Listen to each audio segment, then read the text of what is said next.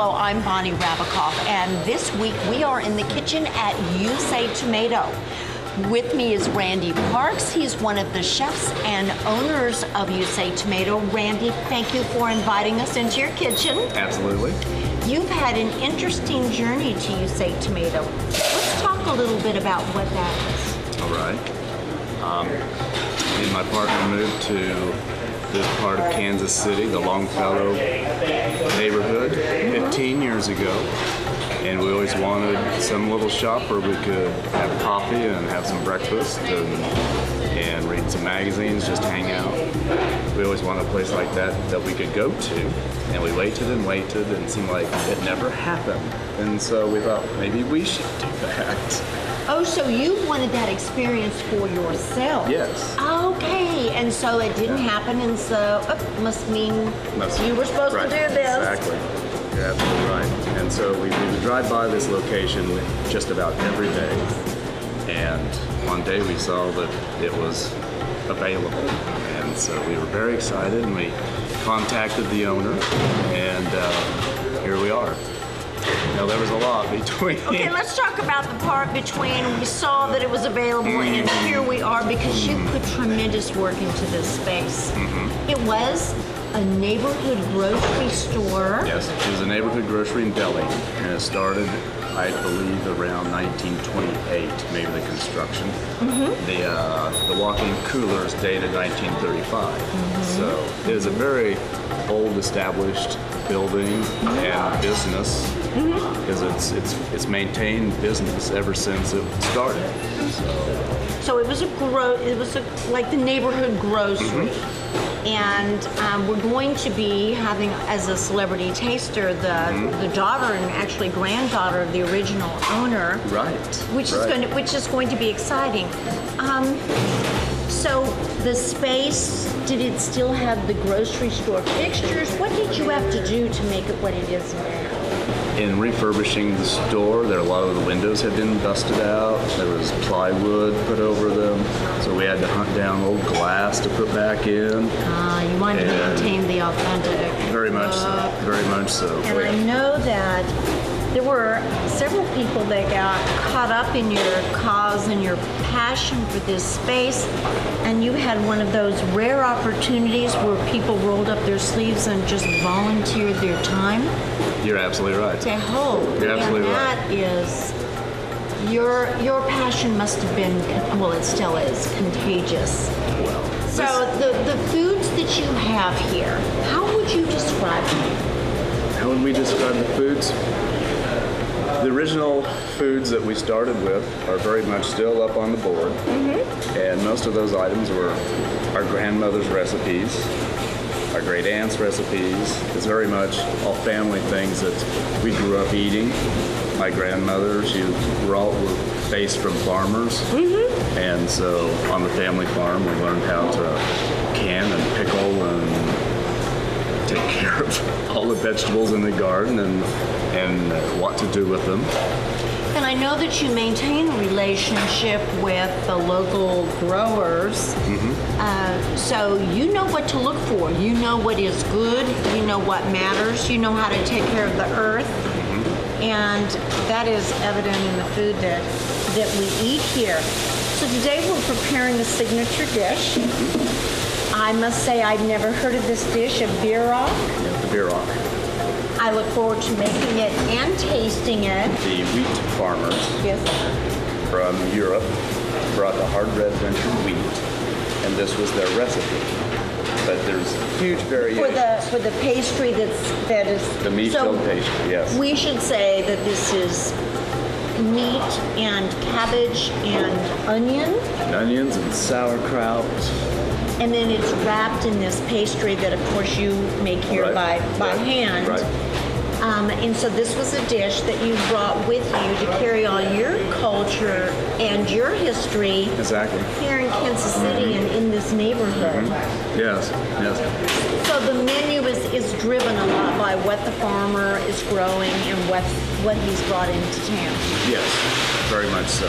Very much so. And you make your own pastries, and I really would like to talk about your carrot. It's just amazing. I mean, that you all do it all. I had made bread for 45 years. I grew up making bread standing on the chair at the table to be able to work the dough. And so I'm like, well, I can make some cinnamon rolls. You know, that'd be a good start. Yep. And so I started making cinnamon rolls, and Mark wanted to make muffins and cookies and cakes and pies. And Michael was interested in all the coffees. And so it just all really came right into play. We all knew exactly what we needed to do. So you've all contributed Yes. to different foods that you love to make, and you brought them here. Yes. And oftentimes people will come in, and one of my neighbors, she was from New Orleans, and her great-grandmother was Grandma Morningstar. And so she's like, I'll write your recipe. And so she took her grandmother Morningstar's recipe and wrote it all out to make gumbo and turkey neck soup. And it's like, it was such an old original recipe, I couldn't wait to do it. So every gumbo season, I make Grandma Morningstar's gumbo. So there's a lot of family recipes here. Yes. And that not only yours, but people that you're close to who care about what you're doing, they're sharing family recipes. Yes, they do. And your knishes still from the time when Winnick owned this as the grocery store. Jane, she's a wonderful, wonderful lady. You've held on to all of it, and We try. we appreciate it because we're not going to find much of this anywhere else but here. It's very hard to find people who know how to make bread, who know how to make pies. It's very, very limited. Very limited. Well, I think that we should go into the kitchen, and I think we should make the bierrock. I think so. Okay, we're going to go in the kitchen, and you come with us.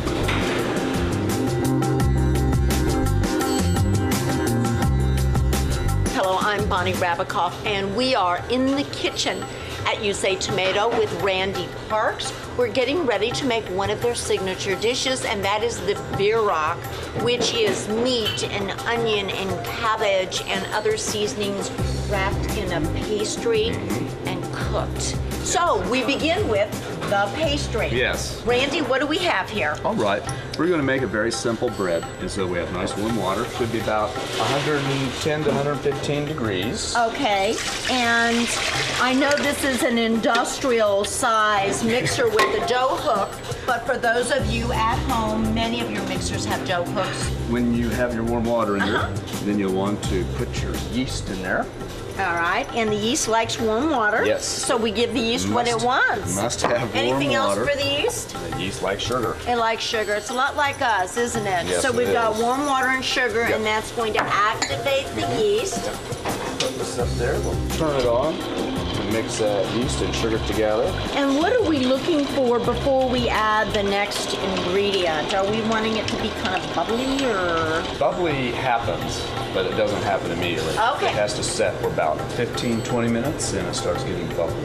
Looks perfect. Okay. Okay, now, Now we have melted butter. another favorite. Yes, use some melted butter. Have a room temperature egg. Yeah, and that's important Very that it not be cold. That's not. We don't want to shock the bread. Exactly. No, and Right. this is? This is some kosher salt. I'm going to go ahead and get that mixed in there. And the recipe is going to be on the web, so this is Well. just the how-to. Right, and this is high gluten flour. That's an important. Yes, you want it to be high gluten because it makes the best bread. It's going to give us the texture and the stability that we want for Yes, this dish. yes. So high gluten bread flour. Yeah. Okay.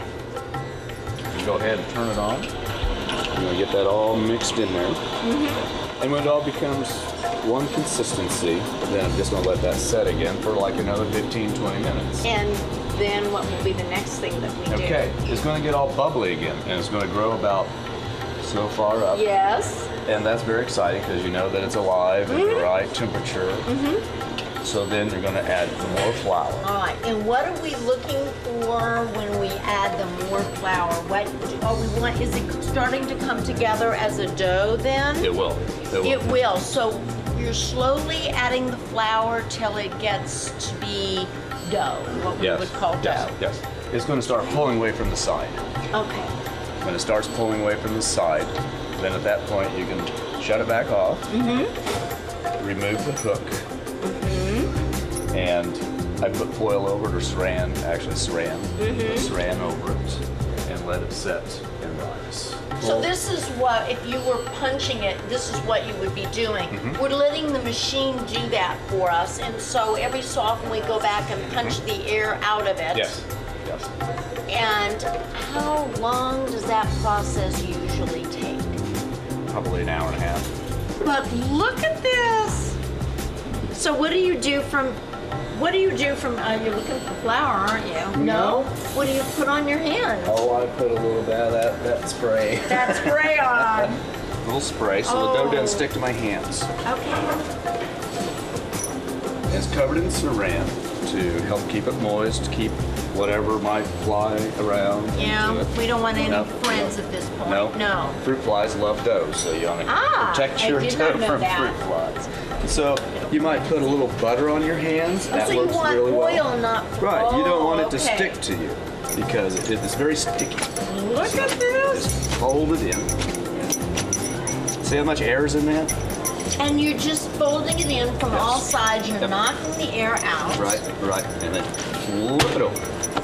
Which also helps get the air out. Exactly, and then I tuck it, just like that. And you're working on just a regular wood surface. Yes. Make sure your hands aren't sticky. Right. And then now, are we going to recover this, or is this ready to? Well, this can set. Okay. I think it works best Yes. if you put it in the refrigerator and let it chill, All right. because it's not quite so sticky when you work with it. How long do you usually like for it to be in the refrigerator? I spit overnight. All right, so this is a good thing to do the day before, so that when you go to make your bierach, you're just you're good to go. Right. So ground beef and onion, and now you're going to drain it. Right. And this is simple enough to do at home. Put a colander over a bowl and let it drain. Just let it set for an hour. So the other ingredients are? Cabbage. Yes. Cabbage is one of the main ingredients. So you want to take your cabbage and slice it. This is a little bit too hard. That will cook down for you. So you want to make sure that It that's... will or won't. It will. It won't. So No. discard that Right. hard part So of the core. You got this really hard part in there. Yes. Go ahead and cut that out of there. And you know, cabbage is so high in nutrition and not expensive, and I could see why this particular dish was hearty and nutritious during those economic times. Exactly. Which which we're kind of experiencing once again. Exactly. So don't Yeah. need to have the really expensive ingredients Yeah. to be nutritious and flavorful. Right. We're doing it right here. And this cabbage is fresh. It just was picked up on the John Good farm. And Now, I guess you could use a food processor if you wanted to, but it's simple enough to do this way as well. right. Okay. First you want to put a little butter in it so your cabbage will stick. All right, so a hot pan, in goes the butter. Right. And I can help here, yes? Yep, put it right in there. Oh, perfect. And the only thing in there was just some butter. Just a And little butter. butter adds, you don't need much, but the flavor is just heaven. It makes a difference. It just helps it saute. Because we're going to drain this as well. Okay. Is the- So really not a high fat content in this. Oh, no. We You've try got to... the flavor, but The not flavor. the fat. We take all the fat out that we can possibly take out. Beautiful mixture. You will need some sauerkraut. And it needs to be drained. So squeeze out all the liquid you can. You want to Would you try... use a colander? Could you use a colander to do that? Yeah. You're going to want to have some grated Swiss cheese. I think you do, yeah. Yeah. Yes. Over here we have granulated garlic. And This is onion powder. I'd like to point out the difference between powdered garlic, which can be a little bitter and intense, as compared to granulated garlic, which really has a very fresh flavor to it, I think. Yes. Yes. So, And this is a combination of, I think they call it butcher's grade plus Yes. fine ground. I like to use a little bit of both. What else do we this have? This is Worcester sauce. yes, I Yes. heard how you slipped right through that. That's a tough one to pronounce. I know it is, but we know what it is. So these are the seasonings for Yes. the bira. Yes. So after the meat is cooled down, then you add all of these ingredients to the mixture, and you could probably again make that the day before and have it ready Yes. to roll the dough out, Yes. and the filling's already been prepared. Exactly. So if you're going to entertain, you could can do it get it all all ahead ahead of time. All right, well, we'll go ahead and flour the board a little. Oh, how fun! It's sort of like a little sieve. Over there for you. Yes.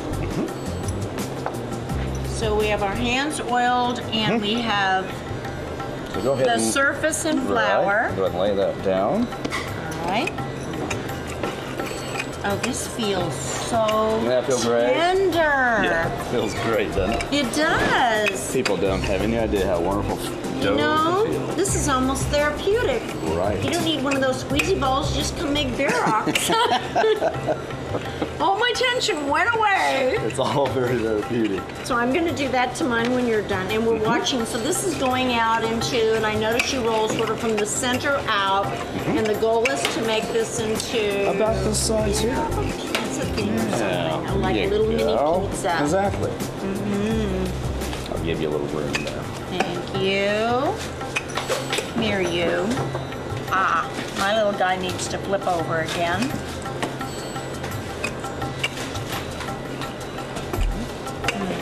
So this is stretchy, which is the Yes. gluten at work. You're right. Yeah. Now here's the first little trick to this Yes. is you take a pastry brush Yes. and put a little wet circle around here. Now, is this water? Just plain water. Just plain water. Yeah, That's just plain tap simple water. enough. I've seen so many people using ice cream scoops Yep. for a variety of things, from making cookies to muffins, and now this. Well, it's a perfect measurement every It- time. And it's so easy to work with. Exactly. And obviously, you're wanting some consistency in the size because you're baking them off, and they Right. hopefully will all get done around the same time. Yeah, they got to. So it's like 1 I do about half 1/4. scoops, This is really 1/4 scoop. This is all just very much a personal thing. If you want them bigger, smaller, Okay. more seasoning of the. So you've got that around there. You put in your Yes. clump. I put in a clump. Uh-huh. Here's my first portion of my clump, Uh-huh. and then another little portion Yeah. of my clump. 'Cause that's the size we make. Okay. Okay, I'm clumped here. Beautiful. Yes, I am. As All we right, do. now I'm going All to right. watch. What do we do from Right. here? Now you pick this up, Yes. stretch it right over, Stretch it right over. pat it down like that. Wow, I Beautiful. have quite a little clump Perfect, going on perfect. here. All right. Come here, you. Yeah. And that's why we want the water on the edges, Right. because it really sticks great. Acts like Okay. a glue. It does. This It's one our goes own up glue. over that. This one goes up over here. Come here, you. Okay. Beautiful. All right. And then you need to Little- pat this down. Spin it around, pat it down. Oh, pat it down from here. Yes, there you All go. right. Perfect. Sort of like a version of a ravioli and whatever. Mm-hmm. Okay. All right. Now that it's been patted down, then what? Perfect. Yes. Well, this is too much. Yes, it is. Right. It'd be too doughy and it wouldn't be good. So, Oh, we can fix that because we'll just all right. reuse it again. All right. Yes. Here you go. Right Okay. there. Like that? A little bit farther out. Oh, Oops. that's all right. Oh, this poor little beer rock's been shortchanged. All right. Uh-oh. All right, but this to be used and nothing goes to waste. Uh-oh. Oh, it's all right. Okay, Well, now then what do we do? all right, you take the pastry brush again. Yep. Because this water is magic for keeping it together. Well, in the old days they used to make their glue out of flour and water, so. Actually hang wallpaper Right. with that. It is important to make sure that it's completely covered with water, and then what do we do? Okay. I put these two fingers like this, Yes. and thumb and little finger grab here, Ah. and then they go up like Ah. that. Perfect. What a cute little shape we've created. You know, we know Now- we eat with our eyes first, so that being attractive helps, yes. Okay, you're getting up there. All right. Need to make a few more of these to Right. look as good as you, but Right. yes. See how that looks? Yes, I and then do. put your hand just like this. Put your three fingers right there. Yep. and pick it up. What we have here is a beer rock. Push that down against your fingers, see? Yes. Real hard like that. Oh, I see what you're saying. Crimp it together. Yes. Turn it over so you can do the opposite side. See how it looks? Yes, I do. All right. And I like to make mine kind of oblong. All right. And that's a beer rock right there. We're ready to get them ready to go in the oven. Okay. They've set and they've proofed a little bit. You see the ones that I made earlier are much larger looking now than the two that we just made. Although they're the same weight. They really grow. Okay. Okay. So All right. You take your egg now wash. Now tell me how you make your egg wash. It's egg with a little water or this is just straight egg. Straight egg. So just beat up an egg. Yep. Simple Straight egg. enough. Oh, I should let you do yours. Go ahead and coat that up. No, it's been a moment for me, you know. Uh-oh. You have a hole. You have a hole. Oh, I wouldn't doubt it. All right, I've got to fix it or things will happen, yeah, right? there's a very quick fix to that little hole. Okay, fantastic. Did I just do the quick fix? Yes, you did. So now we're going to give it a little bath of just plain egg. Just you beat egg. Right. Cover it all up. Oh, all the way around. Yeah. Okay. All right, this is serious wash. Go ahead and do this one here. Okay, we'll do that one here. And then we'll do the rest of them, but tell us the toppings that we're going to put on because, you know, we have a very special guest coming to do the tasting. Oh, fantastic. Yes, somebody who this place is near and dear to her. Okay, so just caraway seeds. Yes, that's just caraway seed. Just put a little caraway seed on there. And then do I see some kosher salt? Go ahead and rub some egg wash back over that. Okay. Otherwise, the seeds seem like they just fall off. Ah, okay. So this is sort of the glue that keeps the caraway seeds on the beer rocks. Yes. Okay. And then let's just sprinkle a little salt. A little bit of salt on it, which adds that extra little crunch at the end. I like the big kosher salt. It seems like it's the nicest. And then once we do all of these, they go into what temperature oven? We put them into our convection oven. That's at 350 degrees.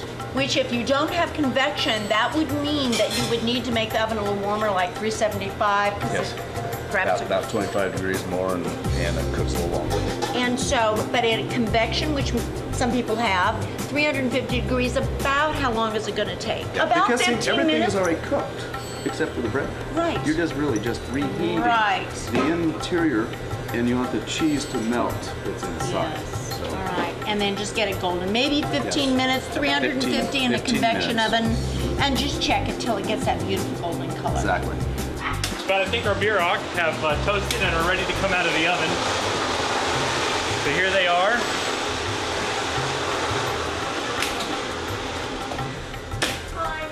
And then when you bring them out of the oven, just be sure and put them onto a wire cooling rack so the moisture in the bottom of the pan and the meat doesn't make them soggy. And then let them cool. You can wrap them individually in some plastic wrap or store them in an airtight container, and you can freeze them as well.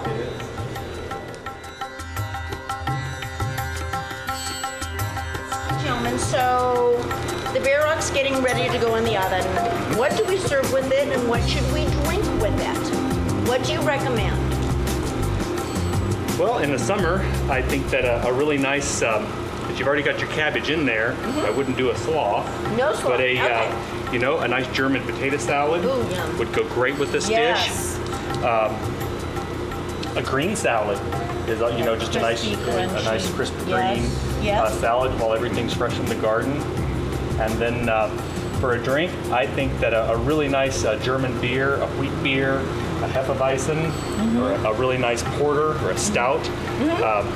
And we're all about local, and so we got some local breweries that do a great job with some wheat beers and some stouts. Oh, yeah. And so chill one of those down. Here at the Tomato, we are across the street from the Longfellow School, so that does limit us on our alcohol. Beer here, so the beer. So here we have a wonderful. We try to do everything. We pride ourselves on being minimally processed food, and then using organic products whenever possible and as much as we can. So then we have our local grower, John Good, that works with us. And so I'd say in the summer, a nice organic green tea with citrus and ginkgo, garnish that with a bit of orange wedge, be a great way to finish off this at the Tomato. would be a great idea. So an iced tea, perhaps a green tea with some citrus, would be a good mix with this meat. Yeah, I believe it would be a nice, refreshing summer treat.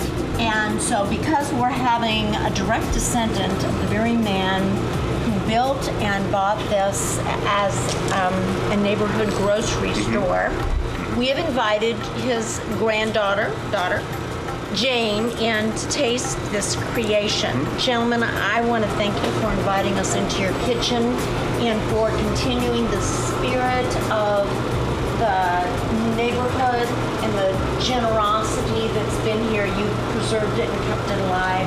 Thank you. Thank you both. It's been a blessing, and while the oven's warm, I'm going to throw these in. Hot oven.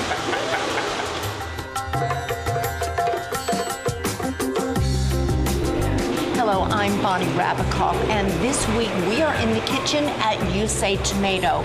We've just prepared their signature dish, the Bierock. We've paired it with a chilled iced tea. And now we've invited a very special person to be our celebrity taster. It is Jane Boozer-Gorman. Jane, thank you for taking time out to be our taster. Jane is a special celebrity in that her grandfather originally bought this store in the 1920s. It was a neighborhood grocery store. We've asked Jane to come in, taste the food, and tell us if this has the feel that it had all those years ago when she was a little girl. Gentlemen, I can't wait to taste this. We've been busy making. Oh. Now, sir, what do I have in front of me? You have knish. Yes. You have organically, locally grown cucumber salad. And a local watermelon. Thank you. And for Jane, the signature dish, Mark. Absolutely. Well, she's going to be trying a cup of the gazpacho, which is all locally grown at Goodacre Farms from our grower, John Goodacres. Yes. And then Jane, our signature dish today, she's going to be trying our Bierock with our house-made potato salad. As well, she wanted to try one of her own famous knish. And make sure it still tastes good here. Make sure that it still is tasty. She had some she requested, not only a Bierock, but I'd like to try one of my knish. So I think we have it. Well, gentlemen, thank you very much. Absolutely. And you know, this is the taste. This is the test for the taste.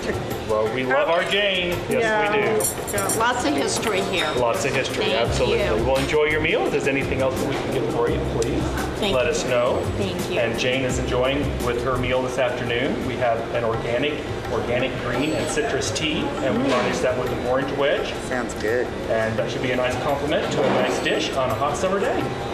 Thank you. You're welcome. Thanks, Enjoy. guys. Certainly. Okay. So first you're going to taste the Bierock and tell me what you think. And I'm going to taste the knish.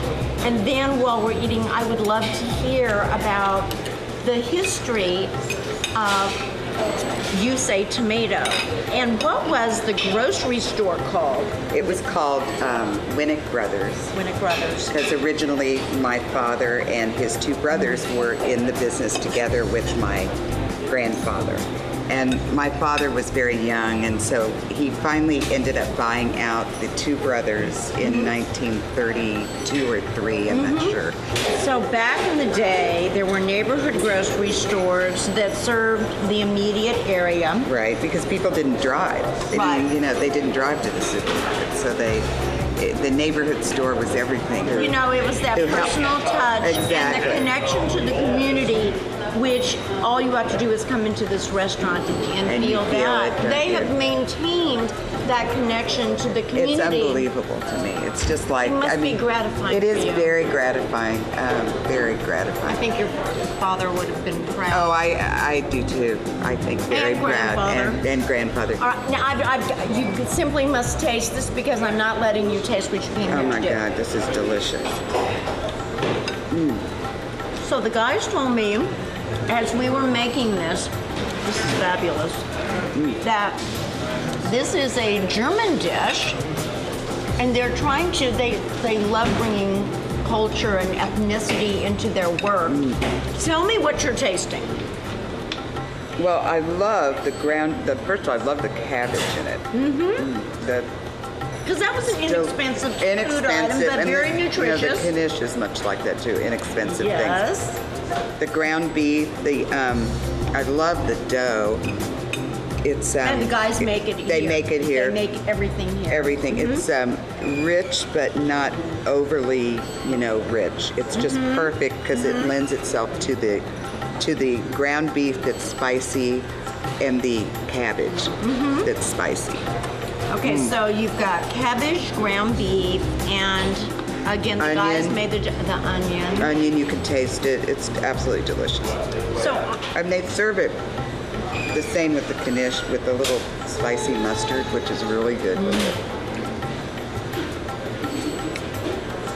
we're just gonna go out of control eating, but this is amazing. Isn't it amazing food? It's amazing food. And we put some caraway seeds on the top. So you have the Which layers has a great of flavor. Adds a little extra flavor. Very good. I highly recommend it. I'd never had one of these, so this is great. But then I walked in here one day, and I saw I saw the sign that said Winnick Brothers, and I was at the door. They'd been open 3 days. I burst into tears. And Mark, the tall, he comes up to me and envelops me in his arms. He doesn't know who I am. Oh, I go, he thought something he terrible goes, had "Are you all right?" And I said, "Yes, I'm a Winnick." And he said, "Oh, honey, I knew you'd find us." When you were a little girl and your dad owned this neighborhood Right. grocery store, what are your memories? Well, when I was little, I was the oldest of 5 children, and he would bring us down on Sundays sometimes so we'd get out of our mother's hair, at least the 3 older ones. And there were, at that time, I think there were only 3 of us. And I remember walking in, and there was tons of penny candy. Because that was the big thing then, penny candy, all kinds. And my dad, he'd be in the back in his office or in the back room in the warehouse, and he would, we'd play around, but we'd always sneak candy into our pockets. So he would have to frisk us before we left the store. Well, I got the brilliant idea. I could have been a con. There you go. I said, wait a minute, we had cuffs on our jeans, big cuffs, and I said to my brothers, we could put our candy in there, and when he frisks us, he'll never go down that one. And I fooled him once. One time. One time, and then he was on to it. He was just a remarkably generous man. Taught me a lot Comes about back to you, yes, doesn't it? It does. It does come back It to you. does. Because look at the trust. He trusted these families who didn't have money in the 30s, but when they did, they came back and paid him. And what a wonderful environment. I mean, he was part of creating it. Exactly. But what a wonderful environment. And I still feel that sense of family, neighborhood, trust. I know the guys, when they first opened up, they had people volunteering. Yes, they did. To wash dishes I and know. clean the place because they were so committed to what this was. So your dad's spirit, it Well, must this is be. exactly what the boys have said. They feel like his spirit is here. They feel his spirit is here. He would have loved them and the space, what they've done with the space. It's very homey and just the way he would have liked it. So. Well, to your dad for creating that kind of environment and instilling that kind of spirit of trust and lovingness, and it's being well cared for today. Yes, it is. Yes, Thank it you is. for being here. Thank you so for much. sharing some of your culture Oh, with thank you. You Say Tomato. Great. Thanks, Bonnie. Thank you.